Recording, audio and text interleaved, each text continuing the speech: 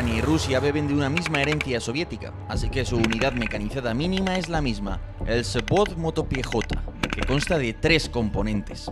En primer lugar, el blindado BMP, encargado de llevar y coordinarse con el pelotón de infantería que va en su interior y que puede combatir a pie fuera del vehículo o dentro del vehículo montado. En segundo lugar, el propio pelotón Vзвod de infantería, que se subdivide en un equipo de maniobra, que solo incluye a 3 fusileros, y al equipo de fuegos, armado con 3 o 4 hombres, dotados de ametralladoras, rifles de precisión o bazucas. Toda la unidad está comandada por un sargento y el equipo de maniobra está dirigido por el cabo más experimentado de la unidad. Diferencias hay entre la doctrina soviética y la occidental, una parte de la cual ha llegado a Ucrania. Bueno, recordemos que en Ucrania la OTAN ha adiestrado no tanto a la oficialidad cuanto a la suboficialidad, es decir, sargentos y cabos. Esto es importante porque la mentalidad es muy distinta. En segundo lugar, en Occidente empleamos grupos siempre de 4 blindados. En la doctrina ruso-soviética, que en esto mantiene Ucrania, siempre combaten en grupos de 3 blindados en este caso. Por ejemplo, los soviéticos en sus últimos años daban mucha importancia a avanzar rápido por tierra. Consideraban que era fundamental poder ser más rápidos a la hora de destruir una posición y proseguir el avance. Entonces le daban mucha importancia al asalto montado. ¿Qué es el asalto montado? A que yo me acerco lo máximo posible a la posición a asaltar con la infantería dentro del vehículo. En doctrina anterior soviética y en doctrina occidental, tú sacas a tu infantería a bastante distancia del objetivo. Los rusos, por el contrario, lo que han intentado y lo que han implementado en su doctrina es sacar a tu infantería cuando estás bastante más cerca del objetivo. Por último, en el marco de ese modo de pensar, tú quieres que tu infantería pueda disparar desde dentro del vehículo. De hecho, los BMPs tienen troneras por las que los soldados pueden asomarse y disparar el fusil. Esto en los vehículos occidentales es impensable. La infantería para combatir siempre tiene que salir del vehículo. Hay 3 claves que diferencian a los pelotones mecanizados rusos y ucranianos. Primero, los suboficiales ucranianos, sargentos y cabos, han recibido adiestramiento OTAN, el cual enfatiza la autonomía de decisión y la flexibilidad del suboficial, lo que contrasta con la doctrina rusa, en la que el suboficial se adhiere y ejecuta mecánicamente las órdenes. Debido a lo anterior, es posible observar un mayor número de suboficiales ucranianos equipados con radios, lo que les hace más flexibles y permite desgajar la unidad y separar, por ejemplo, al equipo de maniobra del de fuegos a varios cientos de metros. Segundo, desde el comienzo de la guerra, la prensa rusa se ha hecho eco de la carencia crónica de infantería mecanizada, lo que provocó y provoca que los BMP rusos lleven poca o ninguna infantería detrás, aunque la movilización rusa promete parchear esta carencia con reclutas. Tercero, en promedio, la infantería mecanizada rusa cuenta con mejores blindados y con una infantería, yo diría, algo mejor armada, aunque algo peor dotada en sus ópticas para los fusiles que su contraparte ucraniana. Ambos ejércitos usan ampliamente el BMP-1, el BMP-2 y el BMP-3 en el caso de Rusia, todos ellos muy rápidos y móviles. Todos ellos anfibios, con capacidad para navegar y vadear un río. Y todos ellos con un blindaje limitado, y es que los 3 aprovechan la coraza frontal con un gran ángulo de inclinación que, combinada con el bloque motor, protege de bazucas, metralla y cañonazos de pequeño calibre. Eso sí, el BMP-3 ruso está algo mejor protegido que sus 2 predecesores. En cuanto al armamento, el BMP-2 y 3 cuentan con un potente cañón automático de 30 milímetros y las correspondientes ametralladoras, pero el BMP-3 además tiene un cañón de 100 milímetros capaz de lanzar misiles o proyectiles con un potente explosivo. Por último, el BMP-2 carece de visión infrarroja moderna, aunque dispone de un visor estabilizado hasta los 35 km/h. Por su parte, el BMP-3 ruso cuenta con ópticas plenamente estabilizadas y más modernas, siendo el único de los 3 BMPs con capacidad real de combate nocturno. ¿Cuál es el vehículo de combate de infantería más típico de los ucranianos ahora mismo? El BMP-1P.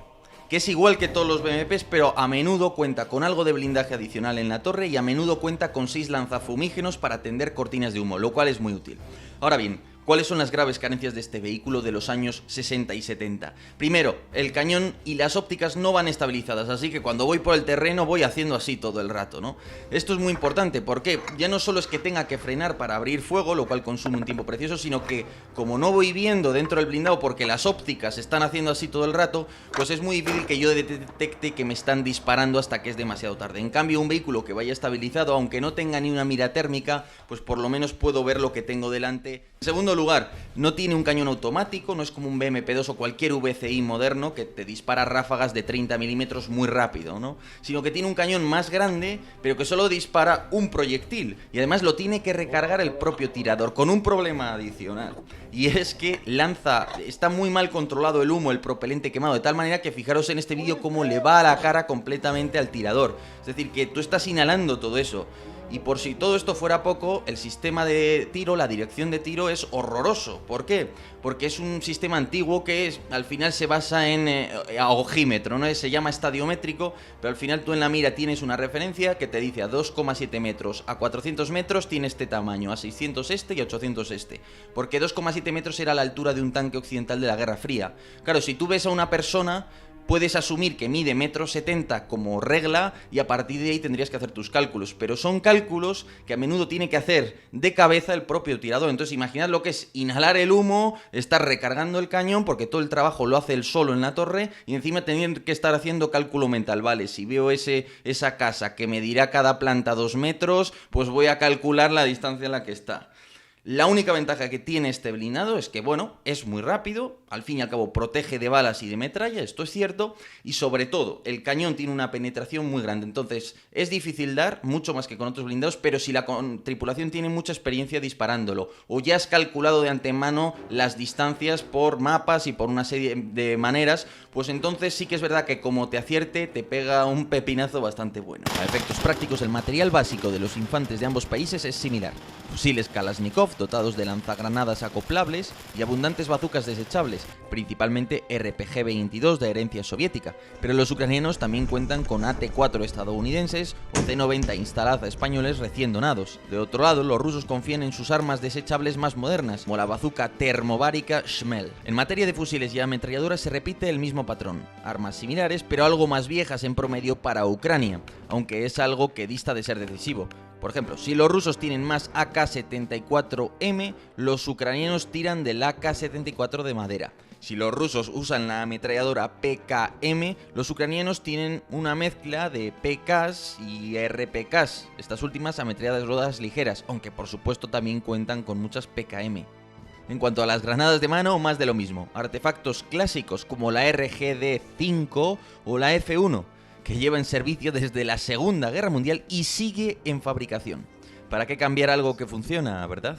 Desde el punto de vista del equipamiento, Ucrania aprendió mucho de la guerra del Donbass y desde entonces nació una industria nacional del textil, digamos, para la guerra. Es decir, tienen, digamos, productos bastante majos, además de producción nacional, también importan mucho y en general podemos decir que tiene un equipamiento bueno. El ejército ruso, por su parte, yo diría que no tiene un equipamiento en algunos casos tan sofisticado, pero en general es un equipamiento adecuado, naturalmente, para el invierno. Eso sí, a veces pues tiene sus problemas de ergonomía, especialmente determinados trajes, uniformes de invierno que son tremendamente anchos en vehículos muy estrechos. Entonces, para la infantería mecanizada y tal, yo creo que puede llegar a ser algo engorroso en ocasiones. Por no hablar de los problemas de equipar ahora a todos los movilizados con este tipo de uniformes que estarían disponibles en una cantidad más limitada. Pero el panorama ha cambiado mucho debido a la llegada de armamento occidental. Hasta ahora los rusos mantenían cierta ventaja en el combate nocturno gracias a que sus blindados tienen más y mejores ópticas infrarrojas que permiten disparar en movimiento.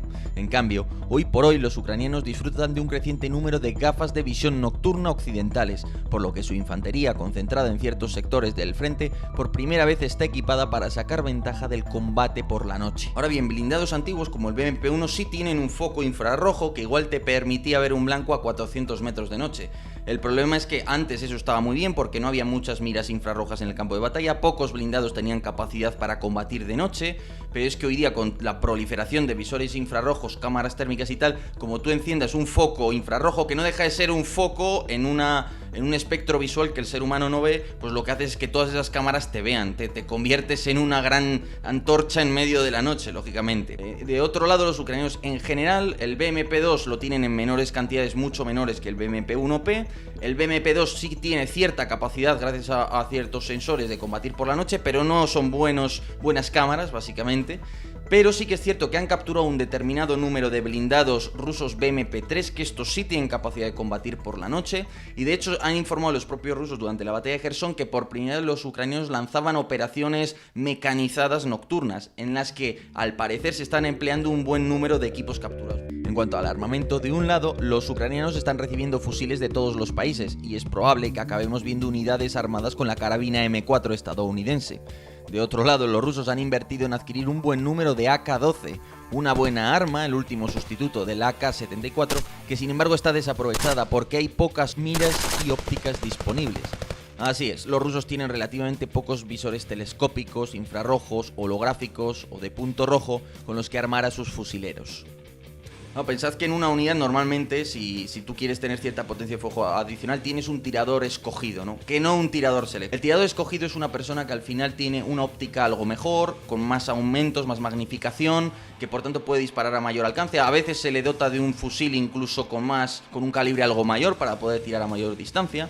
Entonces esta persona es importante para darle esa potencia de fuego adicional a la unidad. A eso hay que sumarle el crowdfunding, sí. Ante la carencia de ópticas de ambos ejércitos, muchas de las iniciativas de donaciones, al fin y al cabo, lo que han buscado es compensar esas carencias, y en ambos ejércitos está llegando mucho material de este tipo. Mucho telémetro láser, muchos accesorios para fusiles, pero sobre todo muchas ópticas, tanto diurnas, con varias magnificaciones, como nocturnas. Yo diría que en este caso, mayoritariamente se ha beneficiado el ejército ucraniano, pero es una impresión mía por lo que se publica en redes, lo cual no es objetivo. Buscamos los dos BMP más populares en ambos ejércitos. El BMP-1P en el caso de Ucrania y el BMP-2 en el caso de Rusia. Un Sopwith motopiejota ucranio y otro ruso reciben la orden de tomar una posición avanzada sobre un ligero promontorio. El pelotón ruso se las verá con la defensa territorial ucraniana, mientras que el pelotón ucraniano se enfrentará a los Moviks, esto es, los reclutas recién movilizados por Rusia. Es decir, que ambos se topan con las peores tropas del ejército adversario, eso sí, que tienen la ventaja de estar defendiendo. Moviks y territoriales tienen un valor de combate equiparable, uniforme básico, habilidades mínimas y armamento elemental consistente en fusiles viejos, alguna ametralladora PK de las antiguas y un puñado de RPGs de un solo uso, que son más fáciles de usar que un RPG-7, por ejemplo. Los Territorials tienen más experiencia y moral que los Moviks, pero estos últimos cuentan con más material pesado obsoleto que, pese a ello, les da buena potencia de fuego, como cañones antitanque, cañones sin retroceso y similares. Pues lo que estamos haciendo básicamente es plantear el mismo escenario, ¿verdad? Ambos pelotones van a tener que atacar la misma posición. ¿Con qué van a atacarlos? Pues van a hacerlo cada uno de ellos con dos blindados con sendos pelotones en su interior, ¿no? ¿Por qué dos y no tres, que es lo que marca la doctrina ruso-soviética? Porque entendemos que debido al desgaste de la guerra, cada uno de los pelotones ha perdido un tercio de su fuerza. Por tanto, están operando con dos y no con tres blindados cada uno de ellos. Por último, ¿a quién se enfrentan? ¿En qué clase de resistencia vamos a asumir que tienen delante? Bueno, pues vamos a asumir que en ese promontorio hay un par de trincheras. Cada una de esas trincheras está ocupada por 10 hombres. Y en el reconocimiento se ha detectado una de las trincheras, que es la que se está saltando, que es la que se cree que es el puesto avanzado, pero no han detectado la otra, que está un poco cubierta en un bosque, ¿no? Entonces la idea es que al aplicar el escenario veamos qué sucede cuando descubren que hay una segunda trinchera. Y en ambos casos pues van a ser trincheras en las que están esos movilizados rusos o esos territorials ucranianos, esas fuerzas básicamente entrenadas, muy elementales, ¿no? Pero que están a la defensiva y dentro de una fortificación, claro. Ucranianos y rusos desechan realizar un ataque nocturno debido a que sus blindados son poco adecuados. Asimismo, los rusos solo tienen un fusil con visor nocturno entre los dos pelotones, y aunque los ucranianos suman hasta 4 o 5, sigue siendo insuficiente. Ambos bandos prefieren atacar de día.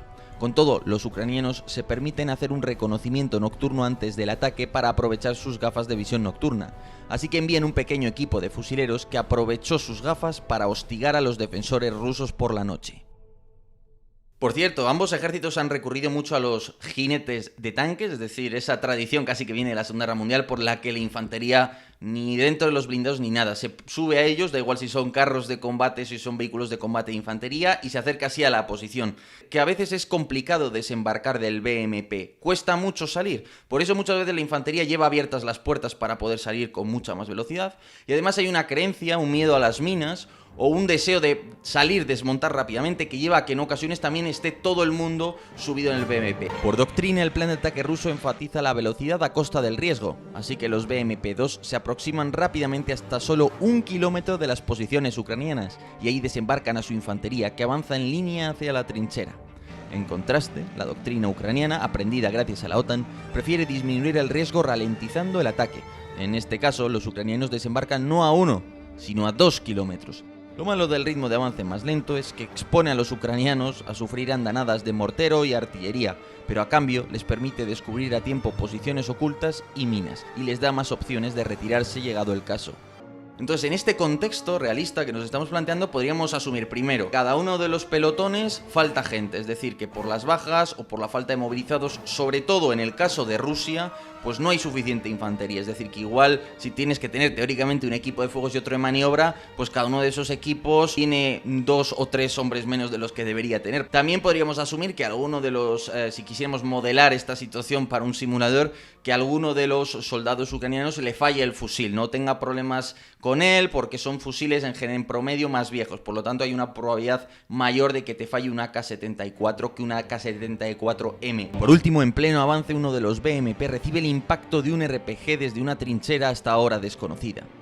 En el caso ruso, el menor número de radios y la doctrina suponen que el plan debe seguir adelante sin más contemplación, y tienen un problema. La falta de radios impide que los equipos se alejen demasiado el uno del otro, así que al final la infantería se ve obligada a avanzar en línea por delante del vehículo, confiando en el blindado restante para suprimir la posición enemiga.